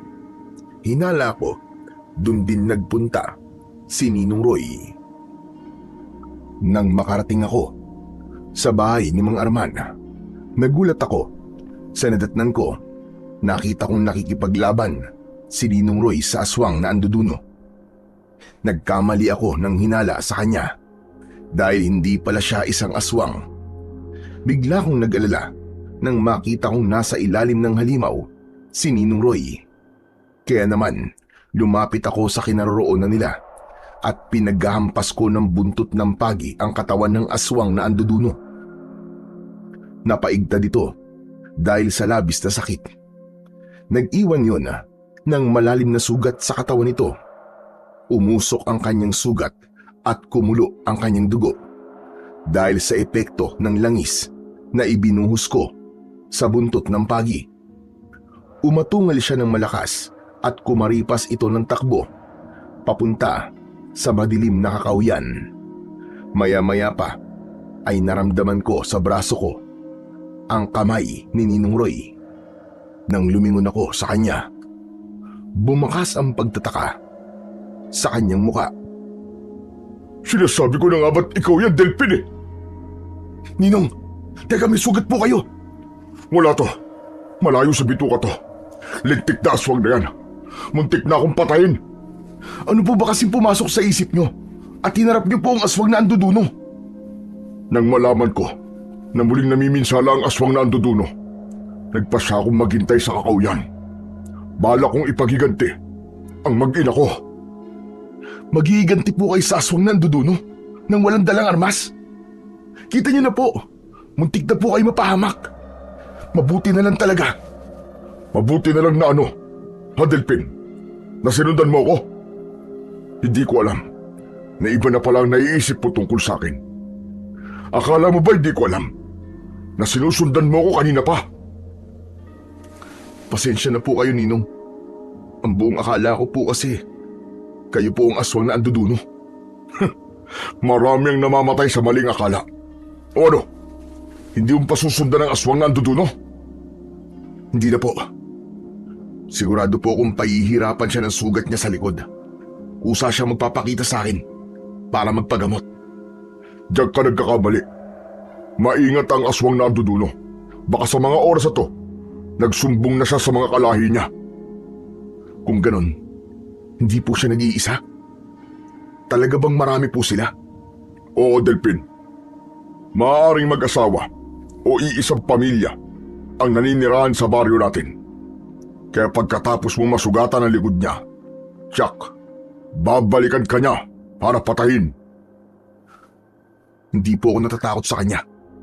Kahit isang batalyon pa ang angkan na hilahin niya para patayin ako. Puro ka talaga yabang. Kaya ka palaging napapahamak eh. Naputol ang pag-uusap namin ni Ninong Roy nang biglang sumigaw si Mang Arman. Hagulgol ng isang amang namatayan ng anak. Nagkatingin ang kaming dalawa at agad na tumakbo papunta sa kinaroroonan ni Mang Arman. Anak ko, Buboy! Bakit mo ko iniwan, Buboy? Gumising ka, anak! Hindi pwede to! Huwag mo kong iiwan! Nadatnan namin sa silid si Mang Arman. Yakap-yakap niya ang wala ng buhay na katawan ni Buboy. Maputla ang mukha nito. May butas ito sa leeg at nangingitim na. Para bang kanina pa itong patay. Hindi ko namalayan na tumutulo na pala ang luha ko sa mga mata ko. Dala ng matindi kong galit, sinuntok ko ang dingding ng pinto ni Mang Arman. Wala akong kwenta. Hindi ko nailigtas si Buboy. Ang hayop na aswang na yun. Magbabayad talaga siya. Delphin, huwag mong sisihin ang sarili mo sa nangyari. Hindi. Kasalanan ko to, Ninong eh. Kung naging maagap lang sana ako sa pagpunta rito, hindi masisip-sip ng aswang ang dugo ni Buboy. Imbis na sisihin mo sarili mo, hanapin mo ang aswang na anduduno at siyang pagbayari mo. Tinapik ni Ninong Roy ang balikat ko. Saka kami napasulyap sa gawi ni Mang Arman. Parang dinudurog ang puso ko habang pinagmamasdan ko silang mag-ama. Binuhat ni Mang Arman si Buboy, saka siya lumabas ng bahay. Sumunod kami sa kanya at wala kaming nagawa para pigilan siya. Lumuhod siya sa lupa habang nakatingala sa langit. Sumisigaw siya ng malakas habang umiiyak. Mga hayop kayo! Tayo magtutuos kung sino man ang gumawa nito sa anak ko. Patay na ang anak ko. Pero pinatay niyo pa dahil sa kasamaan niyo. Isinusumpa ko sa bangkay ng anak ko. Papatayin ko kayong mga halimaw kayo! Akma ko sanang lalapitan si Mang Arman. Nang pigilan ako ni Ninong Roy, umiling siya habang may luha ang kanyang mga mata. Wag! Pabayaan mo siya, Delphin. Alam ko kung gaano kasakit ang mawalan ng anak. Dahil naranasan ko na yan. Para ako mababaliw nun. Kaya magagawa lang natin para sa kanya ay samahan si Arman sa pagdadalamhati niya. Tama po kayo, Ninong. Nakakaawa naman po si Mang Arman. Nakuyom ko ang mga kamao ko dahil sa labis na galit. Ipinangako ko sa sarili ko na bibigyan ko ng hustisya ang nangyari kay Buboy. Nang gabing yon, hinayaan naming magluksa si Mang Arman. Pagkalipas ng 3 araw, inilibing na si Buboy. Nalaman din namin na hindi lang si Buboy ang biktima ng gabing yon. May 2 pang bata na mayroong sakit sa baga ang namatay. Lahat sila ay butas ang leeg at natuyo ang katawan. Dahil sa mga nangyari kay Mang Arman, hindi na siya makausap ng maayos. Hindi rin kumakain. Madalas ay umiiyak lang siya, lasing at nagwawala. Kaya mas lalo kong pinagbutihan ang paghahanap sa aswang na anduduno na namemerwisyo sa aming baryo. Isang gabi, bumisita kami ni Ninong Roy sa bahay ni Mang Arman dahil nabalitaan naming may sakit ito. Habang nag-uusap kami, dumating si Tatang Teban. May dala siyang mga halamang gamot. Naabutan niyang pinag-uusapan namin ang tungkol sa plano naming pagtugis sa aswang na anduduno. Nakikiramay ako sa nangyari sa anak mo, Arman. Pasensya ka na. Ito lang ang maitutulong ko sa iyo. Marami pong salamat sa mga halamang gamot na to, Tatang Teban. Pero, hindi ko na ito kailangan. Dahil gusto ko na rin mamatay. At sumunod na sa aking anak. Huwag mong sabihin yan, Arman. Mas kailangan mo magpalakas para mabigyan mo ng hustisya ang nangyari sa anak mo. Tama si Tatang Teban, Arman. Kailangan mo magpakatatag. Minsan ko na rin pinagdaanan ng sakit na nararanasan mo ngayon. Kaya lumaban ka. Huwag kang susuko. Kung gusto ninyong mapatay ang aswang na anduduno, magbantay kayo sa bahay ng taong may sakit. Siyak na magmamanman siya roon. Maghihintay siya ng tamang pagkakataon para umatake sa kanyang biktima. Plano na po namin yan, Tatang Teban. Mabuti naman kung ganun. Sa oras na mahuli niyo ang aswang, ipaalam niyo kagad sa akin. Ako mismo ang papatay sa kanya. Dahil sa mga sinabi ni Tatang Teban ng mga sandaling yon, nakaisip ako ng plano para makaganti sa aswang na anduduno. Hinintay ko munang umalis ang matanda bago ko kinausap sina Mang Arman at Ninong Roy. Teka, bakit hindi mo sinabi ang tungkol sa plano habang nandito pa si Tatang Teban? Narinig niyo naman po, di ba? Balak ng matanda na sumama sa atin. Makakabigat lang po siya sa plano natin. Isa pa, yun na nga, matanda na po siya. Baka mahirapan lang siya. Kung sa bagay, may punto sinabi ni Delpin, Roy. Teka, ano bang binabalak mo, Delpin? Magbabantay po tayo sa libingan ni Buboy para abangan ang aswang na anduduno. Sa oras na nakawin niya ang bangkay ni Buboy, gagawin natin ang pagpatay sa kanya. Sang-ayon ako sa naiisip mong plano, Delpin. Pero hindi madali naiisip mong plano, Delpin. Hindi natin kabisado ang lakas ng kalaban. Kaya nga po kailangan natin ng matinding paghahanda. Kapag nasa harap ng puntod ni Buboy ang aswang na anduduno, yun na rin ang pagkakataon natin para umatake. Pumayag sina Mang Arman at Ninong Roy sa plano ko dahil gusto na talaga nilang matapos na ang paggasik ng lagim ng mga aswang na anduduno sa baryo namin. Pagsapit ng gabi, sinimulan naming magbantay sa loob ng sementeryo. Nagtago kami sa likod ng isang malaking puno habang tanaw namin ang puntod ni Buboy. Dinala ni Ninong Roy ang kanyang matalas na itak. Si Mang Arman naman ay sibat na kawayan ang bitbit. Samantalang ang armas ko ay ang buntot ng pagi. Lahat ng sandata namin, binuhusan ko ng langis na may orasyon. Nagaplas din kami ng katas ng dahon ng sambong sa katawan upang nang sa ganun ay hindi kami maamoy ng aswang. Palitan kaming tatlo sa pagbabantay. Matyaga kaming naghihintay. Hindi namin ininda ang pagod at puyat. Maya-maya pa ay biglang uminit ang buntot ng pagi. Napaunat ako sa aking kinatatayuan. Umalis to po kayo sa pagdating ng aswang na anduduno. Nararamdaman ko pong nasa paligid lang po siya. Kailangan natin maghiwalay ng pinagtataguan para mahuli natin ang aswang. Tama ka, Roy. Sige, dito ako sa kanan. Ikaw naman, Delphin. Maiwan ka rito.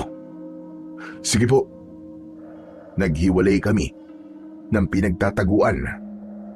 Ilang minuto ang lumipas ay narinig namin ang kaluskos sa paligid. Sinilip ko ang kinaroroonan ng puntod. Sa tulong ng liwanag mula sa buwan, napansin ko ang dahan-dahang paglapit ng nilalang sa libingan ni Buboy. Sa pagkakataong yun, mas tumindi ang pag-iinit ng buntot ng pagi.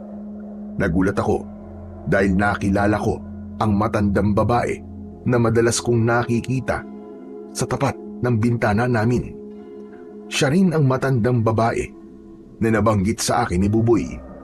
Kinabahan ako nang mapansin ko ang nagbabaga niyang mga mata. Siya nga yun. Hindi ako maaaring magkamali. Siya ang matandang babaeng madalas kong nakikitang umaaligid sa bahay natin, Ninong Roy. Dahil sa mga sinabi ko, lumapit sa akin sina Mang Arman at Ninong Roy. Tinignan nila ang kinaroroonan ng matandang babae. Si Ninong Roy ang hindi nakapagtimpi ng galit at napamura ito. Ang hayop na yun! Siyang pumatay sa mag-ina ko! Magbabayad siya! Teka, sandali lang, Roy. Parang may kasama siya. Hindi siya nag-iisa. Sa bandang bahagin yun, tignan nyo. Parang may mga matang nakatingin sa matandang babae. Tama po kayo. Kailangan natin mag-ingat. Napatitig kaming tatlo sa madilim na kakawian. Ilang saglit pa, nagbago ang anyo ng matandang babae. Naging aswang na anduduno ito. Para bang naligo siya sa langis dahil makintab ang kulay ng itim nitong balat. Umatungal ito ng malakas at panay ang kutkot sa paligid ng puntod. Hindi na nakatiis si Mang Arman. Sumugod siya sa aswang na anduduno. Hayop ka! Ikaw palang pumatay sa anak ko! Akmasa ng tatakas ang aswang na anduduno, pero agad namin siyang pinalibutan. Itinaas ko ang buntot ng pagi. Saka ko siya inatake ng palo sa katawan. Mabilis na nakaiwas ang aswang at gumanti siya sa akin ng kalmot sa aking dibdib. Pero hindi ako natinag doon. Si Ninong Roy naman ang umatake ng taga sa balikat ng halimaw. Bumaon ang talim nito sa laman ng aswang. Umusok ang sugat nito kaya napasigaw ito ng malakas. Hayop ka! Magbabayad ka sa ginawa mo sa asawa at anak ko! Sa kabila ng nararamdaman sakit ng aswang, nakuha pa nitong mumisik na parabang hindi ito natatakot na mamatay. Tumulo ang malapot niyang laway. Bumakas ang takot sa muka ni Ninong Roy nang mapagtanto niyang hindi nito ininda ang taga niya, pero mas nanaig ang galit niya, kaya mabilis niyang inatake ang aswang. Pinagtulungan naming labanan ng halimaw, pero dahil malakas ang aswang, natalo niya kami. Bumagsak kami sa lupa, pero agad akong bumangon para sugurin ng aswang. Inatake ko siya ng palo ng buntot ng pagi. Tumama ito sa iba't ibang parte ng kanyang katawan. Hindi niya malaman kung ano ang una niyang hahawakan. Nagwala siya. Pilit niya akong inaabot ng kanyang kalmot. Pero nakakaiwas ako at gumanti sa kanya ng hagupit ng buntot ng pagi. Maya-maya pa ay bumangon na rin sina Mang Arman at Ninong Roy. Sabay silang umatake sa aswang na anduduno. Pero sadyang napakaliksi talaga ng kilos nito. Sa isang iglap lang, nagpalit ito ng anyo bilang isang malaking aso. Nasindak ang mga kasama ko at natulala dahil sa takot. Hindi ako nagpadala sa takot ko. Sinugod ko siya ng hampas ng buntot ng pagi. Tinamaan ko siya sa leeg. Pero gumanti siya ng kagat sa braso ko at nabitiwan ko ang buntot ng pagi. Bitiwan mo ako! Hayop ka! Dahil sa malakas na puwersang nanggagaling sa loob ng katawan ko, hindi ko napigilan ang sarili ko. Sa harap mismo ng aswang na anduduno, nagpalit ako ng anyo bilang aswang na asbo. Higit akong mas malakas kaysa sa aswang na anduduno. Ito ang katotohanan sa pagkatao ko. Isa kong aswang na asbo na kumakalaban sa mga masasamang aswang. Patutunayan ko sa lahat ng mga tao na hindi lahat ng aswang ay masama at kampi sa kadiliman. Umalingaw-ngaw sa paligid ang alulong ko, kaya napaatras ang aswang na anduduno dahil sa takot. Hinila ko ang kamay niya. Saka kami nagpambunong dalawa. Bawat suntok ko sa katawan nito, ramdam kong nadudurog ang kanyang buto. Sumuka siya ng dugo at nagkikikisay ang katawan nito. Hindi pa ako nasiyahan. Sinaksak ko siya sa tiyan gamit ang matutulis kong mga kuko. Ibinaon ko yun hanggang sa lumubog ang kamay ko sa kanyang katawan. Dinukot ko ang lamang loob niya. Saka ko siya binuhat at inihagis sa malayo. Humarap ako sa mga kasama ko. Baka sa mukha nila ang labis na pagkabigla. Hindi nila alam na isa akong aswang. Si Ninong Roy ang unang nagsalita. Delphin? Ikaw ba yan? Opo, Ninong Roy. Ako nga po ito. Tama kayo. Isa akong aswang. Isang aswang na asbo. Pero kailan pa? Kailan ka pa naging aswang? Nasa dugo ko na po ang pagiging aswang na asbo. Patawarin niyo po ako kung matagal kong itinago sa inyo ang tungkol sa pagkatao ko. Ngunit maniwala po kayo, Ninong. Hindi ako masama. At kahit kailan, hindi po ako tumikim ng dugo at karne ng tao. Hayop lang po ang kinakain ko. Hindi napigilan ni Ninong Roy ang hindi masuka. Naiintindihan ko kung bakit ganun ang reaksyon niya. Si Mang Arman naman, lumapit siya sa akin. Nangingilid ang luha nito sa kanyang mga mata. Alam ko na hindi mo ginusto na maging aswang. Saksi ako sa pagiging mabuti mong nilalang. Hindi kita husgan. Sa halip magpapasalamat ako sa iyo. Dahil tinulungan mo kaming harapin ng mga aswang na anduduno. Marami pong salamat, Mang Arman. Lumapit na rin si Ninong Ray sa akin at niyakap niya ako ng maigpit. Patawarin mo ako, Delphin. Nabigla lamang ako sa mga sinabi ko sa iyo. Nang bumitaw siya sa pagkakayakap sa akin, bumalik ako sa pagiging tao. Saka ko dinampot ang buntot ng pagi. Dahil hindi ako tumikim ng dugo at karne ng tao, walang epekto sa akin ang langis at ng buntot ng pagi. Magsasalita pa sana ako nang mula sa likuran ko, lumukso ang bagong dating na aswang na anduduno. Hindi ako nakapalag nang suntukin niya ako sa muka. Pasadsad akong bumagsak sa lupa. Inibabawan ako ng halimaw. Itinaas niya ang kamay ko. Balak niyang saksakin ako gamit ang kanyang matutulis na mga kuko. Pero bago pa yon lumapat sa katawan ko, may lumipad na sibat at bumaon yun sa likod ng halimaw. Umatungal ito ng malakas dahil sa labis na sakit. Saka maliksing tumalon paalis sa ibabaw ko. Nakita ko na nanggaling ang sibat kay Kapitan Nolasco. Kadarating lamang nito kasama ang kanyang mga tanod. Nagsimulang tumakas ang halimaw nang makita nito ang paparating na iba pang grupo ng mga kalalakihan. Ang mga lalaking ito ay kamag-anak ng 2 batang namatay. Armado ng sibat na kawayan ang mga ito. Nagsigawan ang mga kalalakihan na bagong dating at sinabing habulin ang halimaw na yon. Lahat sila ay sumunod sa aswang. Mabilis akong tumayo at kinausap ko sina Mang Arman at Ninong Roy. Mang Arman, Ninong Roy, magbantay po muna kayo rito. Susundan ko lang po mga taong yun. Pasensya ka na, Delphin. Nabigla kami kanina sa ginawa sa'yo ng aswang. Mabuti na lang at naging maaga pang pagresponde ni Kapitan Nolasco. Sige na, sundan mo na sila. Kami na ang bahala rito. Sige po, Ninong. Kailangan ko nang umalis. Baka hindi ko na po sila maabutan eh. Mabilis akong tumakbo para sundan ang mga lalaki at ang aswang na tumakas. Nagkakagulo ang mga ito sa paghabol sa halimaw. Kaya naman, mas binilisan ko ang pagtakbo. Mabuti na lang at hindi pa sila nakakalayo, kaya naabutan ko sila malapit sa kakawiyan.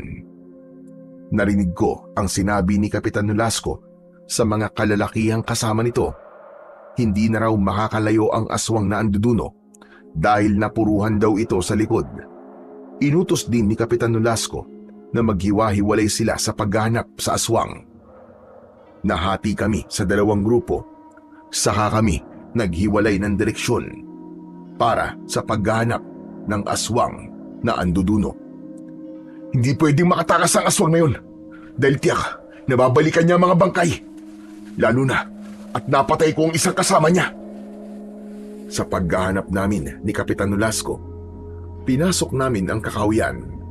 Naamoy ko ang malansang simoy ng hangin. Palatandaang hindi pa nga nakakalayo ang aswang na anduduno. Sandali lang po, Kapitan Nolasco. Kung nasugatan ng aswang na yon, ay tiyak po natutulo ang dugo niya sa lupa. Meron pong mga bakas ng dugo sa bahaging to. Sinabi ko rin sa mga kasama ko na sundan namin ang patak ng dugo sa lupa. Kaya agad silang tumalima. Sa pagsunod namin sa mga patak ng dugo, nakarating kami sa tapat ng isang malaking puno. Dito na tumigil ang mga patak ng dugo. Hindi na namin alam kung saan nagtungo ang halimaw na yon. Ngunit naramdaman ko ang kanyang presensya sa itaas ng puno. Saktong pagtingala naming lahat, nakita namin ang isang matandang babae na nagtatago sa sanga ng punong kahoy. Mga kasama, ayun yung aswang! Nasaan yung tao na siya? Nanghihina ang aswang habang duguan ang katawan nito. Pilit niyang itinatago ang kanyang muka. Kinabahan ako dahil kilala ko ang matandang babae. Lola Biring! Diyos ko! Lola Biring, isa kayong aswang na anduduno! Kung ganun, ikaw ang pumatay sa sarili mong apo! Maging si Kapitan Nolasco ay hindi makapaniwalang si Lola Biring ang aswang na hinabol namin kanina. Hindi ko alam kung paanong nangyari na isa itong halimaw. Maya-maya pa, dumating sina Mang Arman at Ninong Roy. Nagulat sila nang makita si Lola Biring. Dahil bumababa na ng puno si Lola Biring, sinibat nila ito ng kawayan. Pinagtulungan nila ito. Dumating rin ang iba pa naming mga kasama para pagtulungan sibatin ng kawayan ang aswang na si Lola Biring. Nakikiusap ito na huwag siyang papatayin, ngunit bingi na ang mga tao sa pakiusap niya dahil sa mga buhay na kinuha niya. Pinagbababato namin ang aswang hanggang sa tamaan ito sa ulo. Hindi kami titigil dito hanggat hindi ka namin napapabagsak, hayop ka! Sa huling pag-asinta ni Mang Arman ng sibat dito, tinamaan ito sa sikmura at nalaglag siya mula sa sanga ng puno. Mabilis ko siyang nilapitan. Pagkatapos ay inapakan ko siya sa bandang dibdib. Iniabot sa akin ni Ninong Roy ang matalas niyang itak. Pero nang sasaksakin ko na siya, may malakas na pag-angil akong narinig mula sa aking likuran. Nakita ko ang isa pang aswang na anduduno. Di hamak na mas malaki siya kumpara sa aswang na si Lola Biring. Hindi ito nag-iisa. Sumulpot sa likuran nito ang dalawa pang aswang na anduduno. Hindi na nag-aksaya ang mga ito ng oras. Agad silang umatake sa mga kasama ko. Nagsipulasan ang mga tanod, pati si Kapitan Nolasco. Hinabol sila ng dalawang aswang hanggang sa kami na lang ang natira ni Mang Arman at Ninong Roy sa lugar na yon. Balak mo bang iligtas ang kasama mo? Pwes huli na, dahil papatayin ko na siya! Umangil ang aswang. Ipinakita nito ang matatalas niyang mga pangil. Tumulo ang malapot niyang laway, saka humakbang ng dahan-dahan. Humanda naman si Mang Arman at Ninong Roy sa posibleng pagsugod ng aswang. Nang masigurado kong malakas ang aswang na kaharap namin, nagpalit ako ng anyo bilang aswang asbo. Sa harap ng aswang, dinurog ko ang katawan ni Lola Biring hanggang sa sumuka ito ng dugo. Umatungal ang aswang na anduduno. Tignan mo tong demonyo ka! Kung paano ko tapusin ang buhay ng kasama mo! Mamamatay na kayo pare-pareho! Tinaga ko ang leeg ng halimaw na si Lola Biring. Umusok ang sugat nito at bumulwak ang dugo mula sa nakabuka nitong sugat. Humiwalay ang ulo sa katawan ng halimaw, dahilan para lalong umatungal sa galit ang aswang na nakatayo sa harapan namin. Nagulat kaming tatlo nang magsalita ang pinuno ng mga aswang na anduduno. Hindi! Hayop ka! Magbabayad ka! Pinatay mo ang asawa ko! Nagulat ako sa sinabing yun ng aswang na anduduno. Sumugod ang aswang na tila nauulol na asong galit. Sinalubong ko siya ng taga na agad nitong naiwasan. Nagpambuno kaming dalawa habang pinanonood kami ni Mang Arman at Ninong Roy. Tinamaan ako sa dibdib ng suntok ng aswang. Pasadsad akong tumalsik sa kakawyan. Sa pagtayo ko para umatake ulit, lumipad ang maraming sibat papunta sa akin. Inakala ng mga bagong dating na mga kalalakian na kalaban ako. Kaya agad na pumagitna si Mang Arman at Ninong Roy. Mga kasama, sandali! Hindi siya kalaban natin, kundi ang isang yun! Nabaling ang atensyon ng mga tao sa itinuro ni Mang Arman. Napaatras ang aswang na anduduno nang mapagtanto niyang nasa panganib siya. Sinubukan itong tumakas, ngunit agad ko siyang nilundagan. Tinamaan ko siya ng kagat sa balikat. Saka ko siya kinalmot sa dibdib. Bumagsak ito sa lupa habang umaangil ng malakas. Gumanti siya sa akin ng suntok. Tinamaan niya ako sa muka, ngunit hindi ako natinag. Malakas kong itinarak ang kuko ko sa kanyang tiyan. Nahirapang manlaban ng halimaw, lalo na at napapaligiran na siya ng mga kasama ko. Inulit ko ang pagtarak ng kuko ko sa kanyang katawan. Saka ko siya sinaksak sa dibdib, direkta sa kanyang puso. Nagpumiglas ito dahil sa labis na sakit, kaya tinamaan niya ako sa leeg. Pasadsad akong bumagsak sa lupa. Akmang aatake ulit ang aswang na anduduno sa akin. Lumipad ang maraming sibat na kawayan. Tinumbok ng mga ito ang nakatayong aswang. Lahat ng mga sibat ay bumaon sa katawan nito hanggang sa bumagsak siya sa lupa habang naliligo sa sarili niyang dugo. Agad ko siyang nilapitan at pinugutan ko ito ng ulo. bumalik ang dati nitong anyo bilang isang tao. Nanlaki ang mga mata ko sa nakita ko. Si Tatang Teban ang nakahandusay sa lupa. Napaluhod ako sa tabi nito, kasunod ng pagbabalik ng anyo ko bilang tao. Lahat ng mga nakasaksi sa pagbabagong anyo namin ni Tatang Teban ay nagulat. Hindi sila makapaniwalang si Tatang Teban ang aswang na matagal nang namiminsala sa baryo namin. Nagpanggap pa itong mabuting tao upang hindi siya paghinalaan na isa siyang aswang. Muntik akong maniwala sa kabutihan nito, pero hindi ko maiwasang hindi malungkot dahil kahit pagkukunwari lang ang ipinakita niyang kabutihan sa akin, naging malaking tulong pa rin sa akin ang mga gamot niya. Lumapit sa akin sina Ninong Roy at Mang Arman. Inalalayan nila akong tumayo at hinarap ang mga tao. Nagulat po ako na si Tatang Teban ang aswang na anduduno. Pero mas nagulat po ako sa relasyon niya kay Lola Biring. Ang buong akala ko po, walang asawa si Tatang Teban. Lumapit si Kapitan Nolasco sa amin at ipinaliwanag niya ang kanyang natuklasan tungkol sa pagkatao ng mga aswang. Kanina raw, nang hinabol sila ng dalawang aswang, ay nakausap nila ang mga ito habang naghihingalo.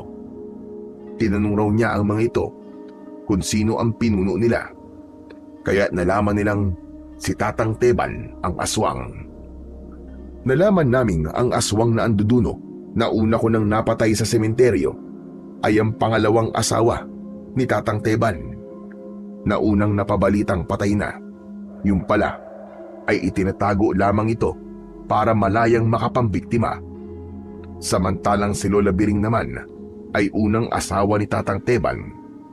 Pinili ng matanda na mamuhay ng mag-isa. Si Linda na apo nito ay hindi niya totoong apo, kaya ayos lang sa kanya na patayin ito dahil anak ito ng kanyang manugang sa una nitong asawa. Nalaman daw ng matanda na niloko ang kanyang anak. Kaya naman, nang magpakamatay ang anak nito, ay pinatay din ni Lola Biring ang sarili niyang manugang at isinunod niya si Linda. Lahat ng yun ay nanggaling sa kwento ni Kapitan Nolasco. Wala talagang pinipili ang mga aswang. Kapag nagugutom sila, papatay at papatay sila.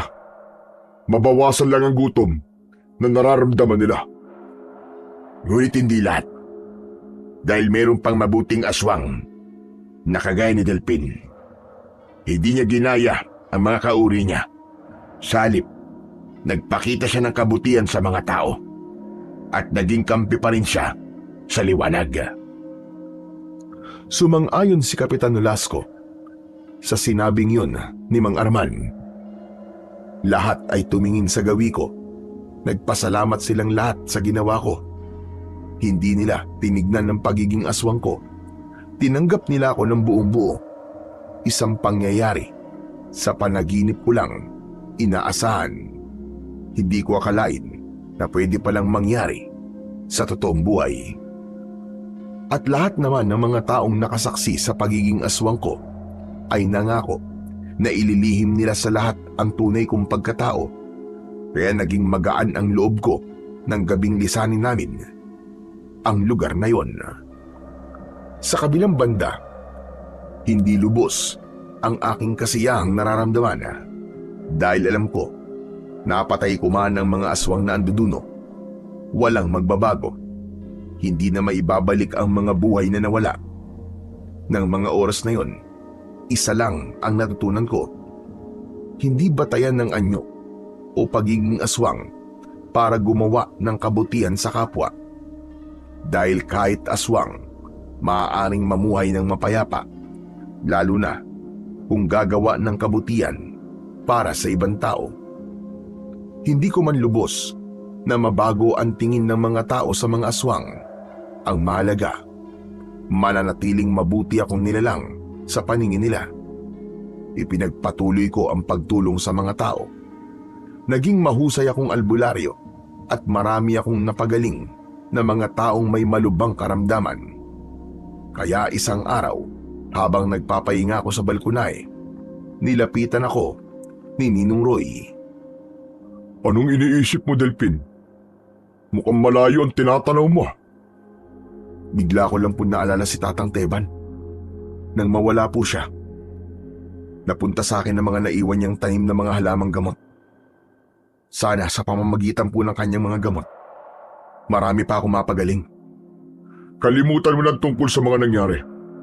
Wala na ang mga aswang at hindi na sila mamiminsala pa. Teka, ano bang binabalak mo sa lusong ni Tatang Teban? Napasulyap ako sa gawin ng lusong ni Tatang Teban. Nakapatong yun sa upuang gawa sa kahoy. Saka ko yun nilapitan at hinawakan. Susunugin ko po ito para tuluyang mawala na ang bakas ng mga aswang na anduduno. Nalaman ko na sa tuwing nagbabayo ng palay si Tatang Teban, naririnig niya sa alingaw-ngaw nito ang iyak ng mga kaanak ng namatayan. Kaya nalalaman niya kung sino ang sunod niyang bibiktimahin. Magmula nang malaman niya yon, ginamit na naming panakot sa mga bata ang tunog ng lusong o dikdikan ng palay. Kaya sa tuwing sumasapit ang gabi, ginagamit ko yon para takutin ang mga bata. Ganon din sa mga pasyente kong matigas ang ulo at ayaw uminom ng gamot. Sinasabi ko sa kanila na kapag hindi sila uminom ng gamot, ay pupuntahan sila ng mga aswang na anduduno. Kaya naman, mapipilitan silang inumin ng gamot na ibinibigay ko sa kanila. Samantala ako naman ay nanatiling aswang na asbo. Nag-alaga ako ng mga hayop kagaya ng usa, baboy ramo at kambing para sa pagkain ko. Pero sa paglipas ng mahabang panahon, unti-unti ko na ring naiiwasan ang pagkain ng hilaw na karne. Sa ngayon po, ay masaya akong namumuhay kasama ng pamilya ko at ng mga apo ko. Kahapon lamang ay nakatanggap ako ng 100,000 piso dahil umabot na po ako sa edad na 100 taon. Ganun daw po talaga kapag may dugong aswang. Iba-iba naman po ang paniniwala kung bakit mahaba ang buhay ng isang tao. Kadalasan sinasabi nilang baka raw may anting-anting. Ngunit para sa akin, ang pagkakaroon ko ng mahabang buhay ay dahil sa dugong nananalaytay sa ugat ko. Ang apo ko po ang nagsulat ng kwento dahil malabo na po ang mga mata ko. Kaya sobra po akong nagpapasalamat sa inyo, Sir Blair, dahil ang kwento ko ang napili niyong ibahagi sa inyong masugid na mga taga-suporta. Hanggang dito na lang po ang aking kwento. Lubos na nagpapasalamat, Delphin. Sa bawat araw na ginawa ng Diyos para sa atin, ay binibigyan niya tayo ng pagkakataong pumili ng landas na tatahakin. Nasa mga kamay natin kung papanig ba tayo sa kabutihan o sa kasamaan. Pinatunayan lamang na hindi lahat ng aswang ay masama. Kaya wag nating huhusgahan ang pagkatao nila batay sa panlabas nilang itsura. Dahil sa mata ng Diyos, lahat tayo ay pantay-pantay. Maraming salamat po sa walang sawa niyong pagsuporta at pakikinig sa aking mga YouTube channel na The Voice Addict at Apog Isaac. Hanggang sa muli, at pagpalain po nawa kayo ng Diyos na may kapal.